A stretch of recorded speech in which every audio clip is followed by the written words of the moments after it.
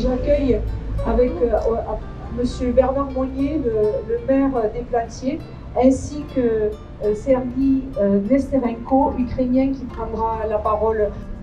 Bonjour mesdames, messieurs, je suis Sergei Nesterenko. J'habite depuis 2003 en France. Aujourd'hui, j'ai 44 ans. C'est l'âge de notre président. Même si je ne suis pas d'accord sur certaines actions politiques qu'il mène, mais on peut le saluer selon ses actes qu'il fait aujourd'hui. Et c'est vraiment très courageux ce qu'il fait pour le peuple ukrainien. Et surtout, ça encourage beaucoup notre armée. Et on ne peut pas rester indifférent même si on est loin, puisque mes engagements professionnels ne me permettront pas de partir et rejoindre ma famille, en sachant que mon papa et ma maman, ils restent encore là-bas. Ils ont 70 ans, papa paraplégique. Aujourd'hui, chaque 4 heures, il y a une alarme qui sonne et il ne peut pas quitter la maison, puisque papa paraplégique, pour se cacher dans l'abri souterrain. Il reste juste dans le couloir, ils attendent quand ça s'arrête. C'est dramatique.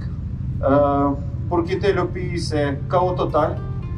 Les pays voisins sont très submergés par l'arrivée des gens. Et forcément, pour ne pas me sentir lâche, je ne peux pas me rester sans action. D'où l'idée venue de soutenir mes compatriotes. Et tant que les hommes ils mènent les batailles à la frontière, il faut qu'on s'occupe de leurs familles, de leurs femmes et surtout de leurs enfants qui sont peut-être des fois blessés, mais surtout certains qui ont perdu leur toit. Et donc l'idée de l'association qu'on est en train de monter, qui s'appellera Nos cœurs avec l'Ukraine, c'est justement de trouver des familles d'accueil qui pourront héberger temporairement, voir si les gens ils ont des appartements libres ou des appartements secondaires, de prendre ces familles et s'occuper d'eux le temps que ça s'arrange, et en espérant que la guerre va se terminer rapidement, puisque les dernières annonces, l'armée ukrainienne commence à reprendre le territoire et c'est très encourageant. Ça veut dire que l'armée russe il est complètement démotivée. Ils ont compris qu'il n'y a pas de fascistes en Ukraine, comme disait le monsieur Poutine, et que nous sommes des gens normaux, et qu'aujourd'hui on voit bien que l'épreuve de la démocratie et de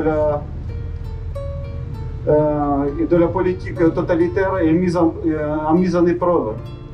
Et l'Ukraine, ça fait longtemps, elle souhaite être pays démocratique et rejoindre l'Europe. Et je pense qu'avec cette guerre, on voit le bien que l'Ukraine veut être un pays démocratique. À la fin de cette manifestation, je souhaiterais que s'il y a des gens qui souhaitent participer à notre association, aujourd'hui nous avons besoin d'un nombre actif pour aider justement trier les dossiers et placer les gens. Les gens de l'Andiuse, si vous vous sentez être appliqué, venez me voir. On a besoin des logisticiens, on a besoin des imprimeries surtout,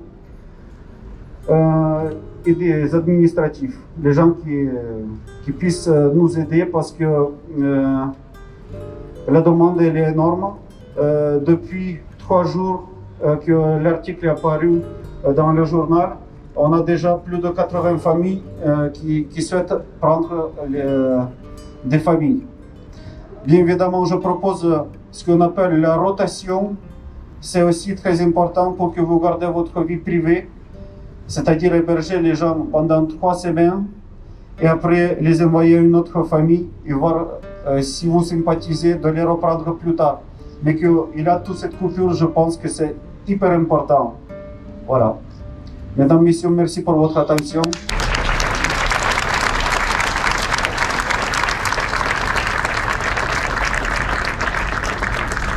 Merci Sergei pour ce témoignage parce que oui, la solidarité doit se traduire concrètement par des actes.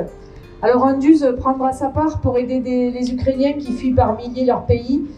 Évidemment, on ne pourra pas accueillir par milliers, mais la commune, dans un premier temps, déjà mettra à disposition un appartement qui est libre pour accueillir une famille. Et puis des habitants sont déjà venus à la mairie pour proposer de l'hébergement. Donc on va poursuivre cette démarche en coordination, en partenariat avec l'association Nos Cœurs avec l'Ukraine, ainsi que en partenariat avec l'association Lacled, qui institutionnellement s'occupe d'hébergement, puisque c'est un centre d'hébergement, de réadaptation sociale, mais le dispositif d'État est toujours un peu plus long à se mettre en place. Néanmoins, nous les avons déjà contactés pour nous mettre en lien avec eux.